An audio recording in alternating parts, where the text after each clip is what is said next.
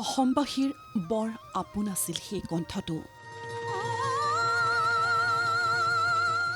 চহৰ নগৰ গাঁৱে ভূঞে সকলোতে বিয়পি আছিল সেই ব্যতিক্ৰমী কণ্ঠ।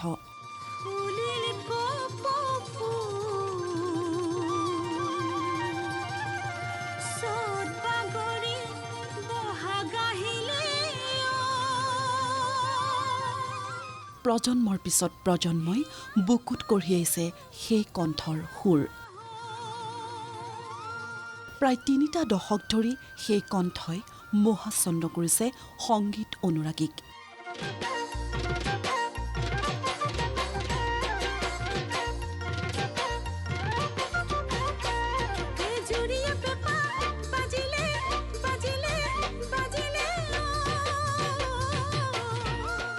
কেৱল সংগীত প্ৰেমীৰেই নহয়, চহা মানুহৰো বুকুৰ আপোন হৈ পৰিছিল সেই কণ্ঠটো। আৰু হঠাৎ চিৰদিনৰ বাবে বন্ধ হৈ গ'ল সেই আপোন সুৰটো, আপোন কণ্ঠটো। সংহাৰী কৰোণাৰ ওচৰত যুঁজি যুঁজি অৱশেষত অকাল মৃত্যুক সাৱটিলে সেই সুৰীয়া কণ্ঠৰ গৰাকী শিল্পী ভিতালী দাসে।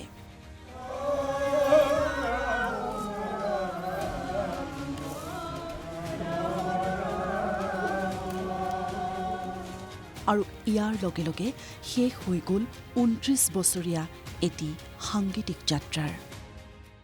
এটা অতি দুখৰ দিন আমাৰ কাৰণে। আমাৰ বিশেষকৈ মোৰ সহশিল্পী, মোৰ লগত প্ৰায় ৩০০০ গান গাইছে ভিতালী দাস কৰোণাত আক্ৰান্ত হৈ আমাৰ মাজৰ পৰা আঁতৰি গৈছে। মই তেখেতৰ আত্মাৰ শান্তি কামনা কৰিছোঁ। মহিলা কণ্ঠশিল্পী তেওঁ যি ধৰণে গায় সেইটো কোনো গাব নোৱাৰে। তেওঁ বেলেগ এটা স্তৰত বিহু গায়। তেওঁ বিহু গালেহে বিহু বিহু লাগে। ভিতালী বাৰ আত্মাই চিৰ শান্তি পাওক। কোনে কল্পনা কৰা নাছিল, আনকি সপোনতো ভবা নাছিল কোনেও।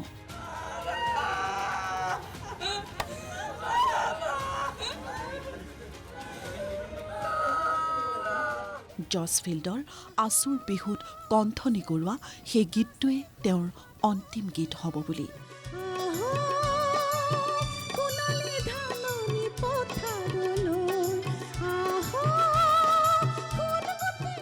কিন্তু নভবাটোৱে ঘটি যায় মানুহৰ জীৱনত।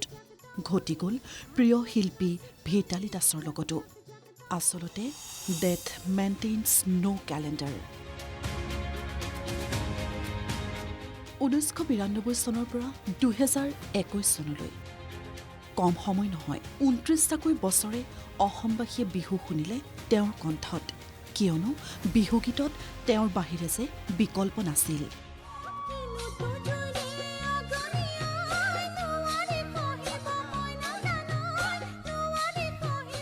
জানমণি, অঞ্জনা, জোনবাই, মৰমজান, ক'ত নাছিল তেওঁৰ কণ্ঠ।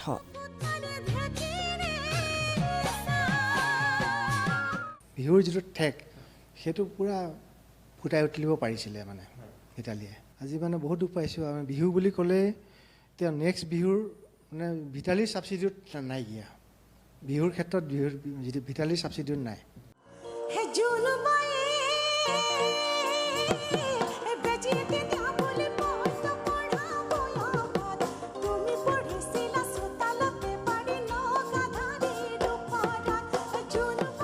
সংগীতৰ সেন্দুৰীয়া যাত্ৰাটোত তেওঁৰ কণ্ঠৰে নিগৰিছিল ৫ সহস্ৰাধিক গীত।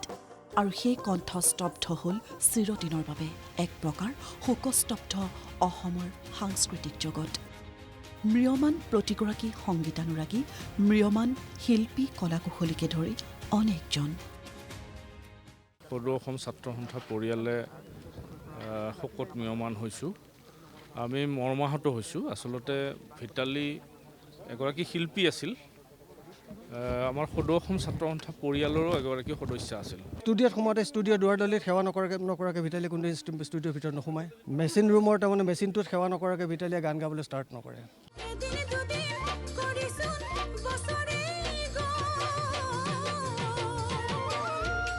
হাজাৰ হাজাৰ দৰ্শকক নিজৰ কণ্ঠৰে মোহাচ্ছন্ন কৰা শিল্পী ভিতালী দাস গুচি গ'ল এনেকৈয়ে, নীৰৱে, অকলশৰে।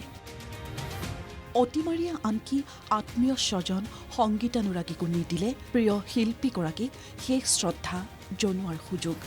তাৰ মাজতো অৱশ্যে কোভিড বিধি মানি নৱগ্ৰহত শেষ কৃত্য সম্পন্ন কৰা হ'ল শিল্পীগৰাকীৰ।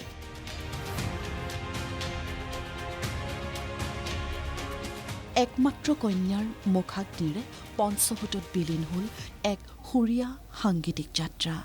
চিৰদিনৰ বাবে হেৰাই গ'ল সেই আপোন কণ্ঠ, আপোন সুৰ।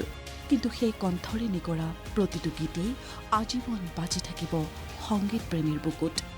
NKTVৰ তৰফৰ পৰা শিল্পী ভিতালী দাসলৈ যাচিছোঁ গভীৰ শ্ৰদ্ধাঞ্জলি। কেমেৰা পাৰ্চন সমীৰ আৰু ধনজিতৰ সৈতে গুৱাহাটীৰ পৰা বঞ্জিত কলিতা আৰু বশিষ্ঠদেৱ ফুকনৰ ৰিপৰ্ট NKTV।